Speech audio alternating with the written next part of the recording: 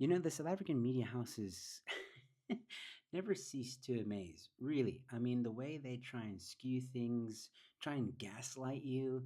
Just have a look at this. The Act is controversial because it contains a clause that refers to compensation for land that is being expropriated by the land where nil compensation can be paid.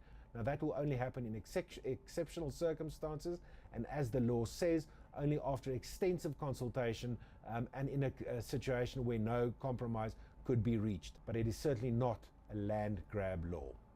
That was Peter Dutoit, and they released him and News24 released a video explainer, Trump versus SA, pouring cold water on Trump's hot claims. You guys really need to focus in on what he said. He said there is a clause where nil compensation can be paid. Nil means zero, people. There is nothing to be paid.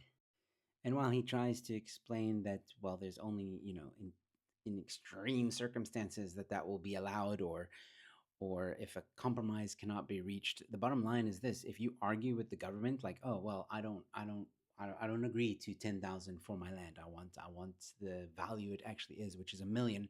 The government can be like, oh, we're not coming to an agreement here, so we'll just give you nil compensation, and then they can take it, which means they can take your land, which means if the government chooses to, can abuse this power, and it can be a land grab.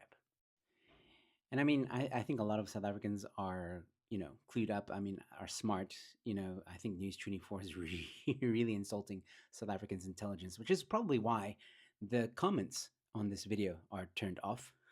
Go figure. And the like to dislike ratio is, well, that speaks for itself. But yeah, let me know what you think about mainstream media in South Africa. Are they lost?